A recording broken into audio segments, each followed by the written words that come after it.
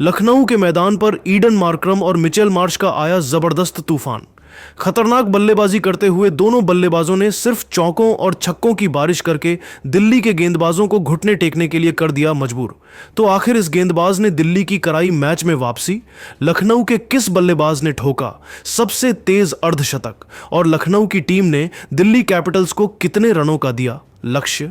आरषभ पंत और अक्षर पटेल में से कौन है बेहतर कप्तान? आप खुद नीचे कमेंट करके बताइए। दोस्तों, लखनऊ के अटल बिहारी वाजपेयी इकाना स्टेडियम में लखनऊ सुपर जायंट्स और दिल्ली कैपिटल्स की टीम आमने सामने हुई। इस मुकाबले में सिक्का उछाला गया तो टॉस जीतकर दिल्ली के कप्तान अक्षर पटेल ने गेंदबाजी करने का फैसला किया। वहीं लखनऊ सुपर जायंट की टीम को इस मैच में पहले बल्लेबाजी करने का मौका मिला। लखनऊ की तरफ से ओपनिंग करने के लिए उनके दो विस्फोटक बल्लेबाज एडन मार्करम के साथ मिचेल मार्श के खतरनाक जोड़ी बल्लेबाजी करने के लिए मैदान पर उतरी। वहीं दिल्ली की तरफ से पहले ओवर में गेंदबाजी करने के लिए आए खुद कप्तान अक्षर पटेल। पहले ओवर की दूसरी गेंद पर ईडन मार्करम ने दौड़कर 1 रन पूरा किया और सिंगल के साथ अपनी टीम का खाता खोला। खतरनाक गेंदबाजी करते हुए अक्षर पटेल ने पहले ओवर में सिर्फ 3 रन ही बनने दिया।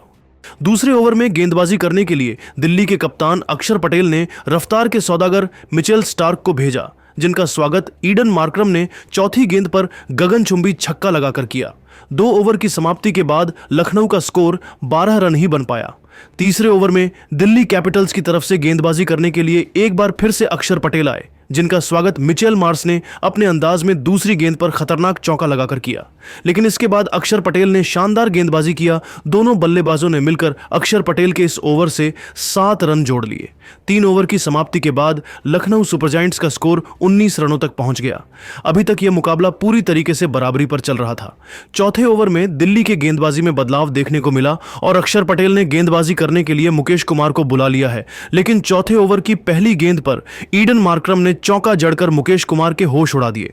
इसके बाद भी ईडन मार्करम का बल्ला रुकने का नाम नहीं लिया और तीसरी गेंद पर सनसनाता हुआ छक्का लगाकर लखनऊ के स्कोर को रॉकेट की रफ्तार से आगे बढ़ाया। मुकेश ने चौथे ओवर से 12 रन खर्च कर दिए।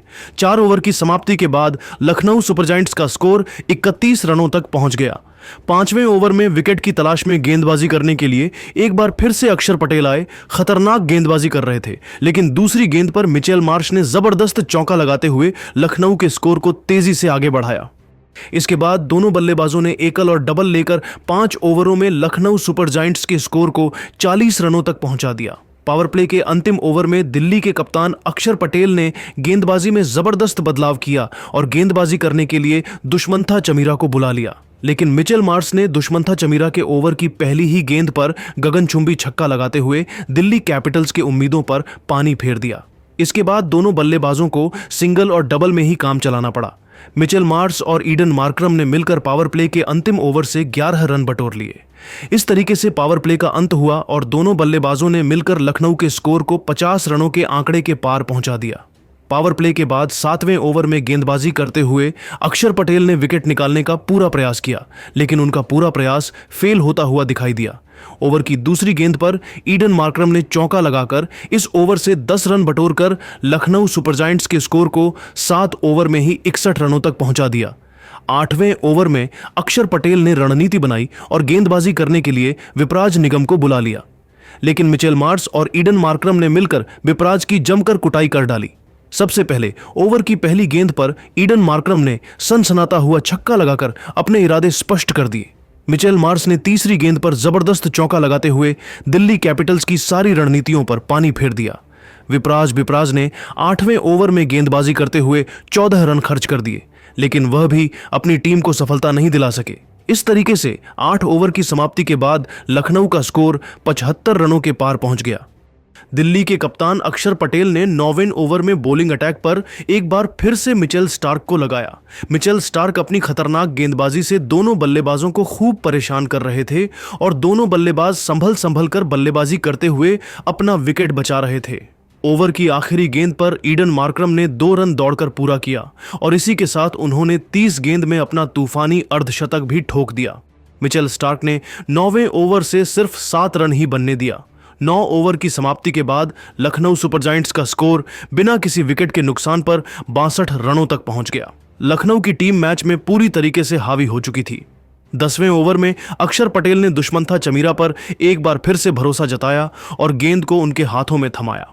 दुष्मंथा चमीरा ने खतरनाक गेंदबाजी करते हुए दोनों बल्लेबाजों को तारे दिखा दिए। दुष्मंथा चमीरा की गए तो दोनों बल्लेबाजों को बिल्कुल भी समझ में नहीं आ रही थी और वह एक एक रन बनाने के लिए तरस रहे थे। खतरनाक गेंदबाजी करते हुए दुष्मंथा चमीरा ने जाते जाते 10वें ओवर की आखिरी गेंद पर ईडन मार्करम को ट्रिस्टन स्टब्स के हाथों कैच आउट कराकर अपनी टीम को पहली सफलता दिला डाली और इस साझेदारी को तोड़ दिया। ईडन मार्करम अपनी टीम के लिए 52 रनों का योगदान देकर पवेलियन लौट गए। अपने इस पारी के दौरान उन्होंने 2 चौके और 3 गगनचुंबी छक्के लगाए।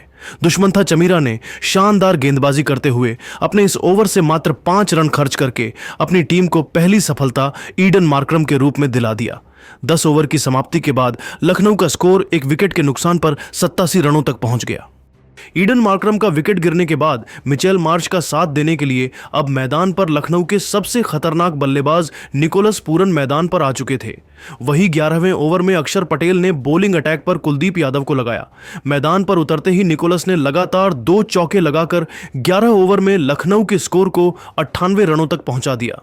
लेकिन निकोलस पूरन मैदान पर ज्यादा देर तक नहीं टिक पाए और 12वें ओवर की दूसरी गेंद पर मिचेल स्टार्क ने निकोलस को क्लीन बोल्ड कर उनके चारों खाने चित कर दिए। निकोलस सिर्फ 9 रन बनाकर निराश मन से वापस लौट गए, लेकिन मिचेल मार्श अभी भी मैदान पर डटे हुए थे और उनका साथ देने के लिए अब्दुल समद आ चुके थे।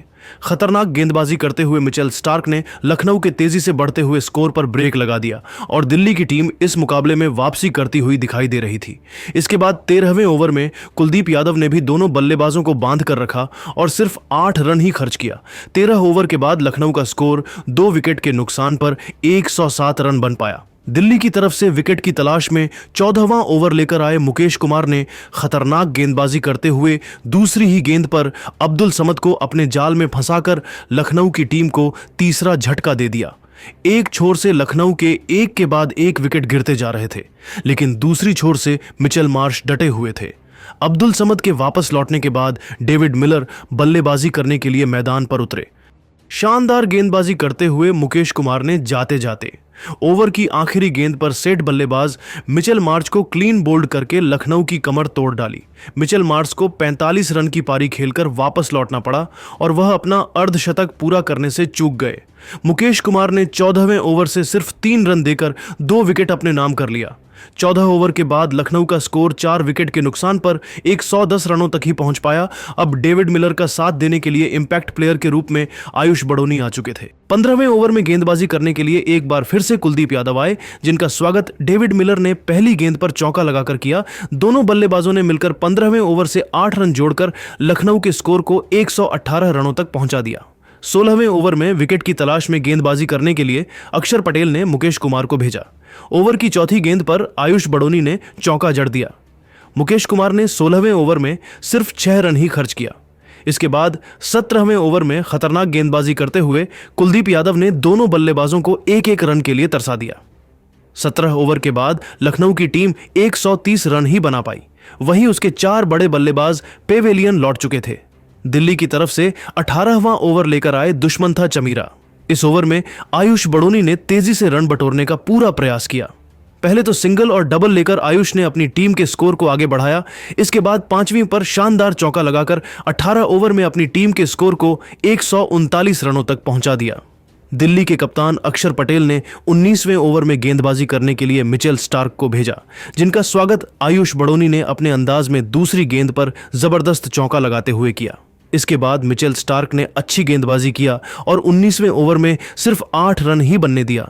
धीरे धीरे मुकाबला आखिरी ओवर में जा पहुंचा, जहां पर गेंदबाजी करने के लिए मुकेश कुमार आए। दोनों बल्लेबाजों ने लखनऊ के स्कोर को 170 रनों तक पहुंचाने का पूरा प्लान बना लिया था। 20वें ओवर की पहली गेंद पर आयुष बड़ोनी ने चौका लगाया। अगली गेंद को भी उन्होंने चौके में तब्दील कर दिया। इसके बाद भी आयुष बड़ोनी का बल्ला रुकने का नाम नहीं लिया और तीसरी गेंद पर भी सनसनाता हुआ चौका लगाकर मुकेश कुमार की धज्जियां उड़ा डाली। लेकिन मुकेश कुमार ने इस मौके का बदला लेते हुए चौथी गेंद पर आयुष बड़ोनी को पवेलियन भेज दिया। अब लखनऊ की टीम को खेलने के लिए सिर्फ 2 गेंदें बची थी। अंत में बल्लेबाजी करने के लिए ऋषभ पंत आ चुके थे। ओवर की 5वीं गेंद पर ऋषभ पंत को एक भी रन नहीं मिल पाया। इसके बाद आखिरी गेंद पर मुकेश कुमार ने ऋषभ पंत को क्लीन बोल्ड करके लखनऊ की टीम को 159 रनों के स्कोर पर रोक लिया। दिल्ली की तरफ से गेंदबाजी करते हुए मुकेश कुमार ने सबसे ज्यादा 4 विकेट झटका।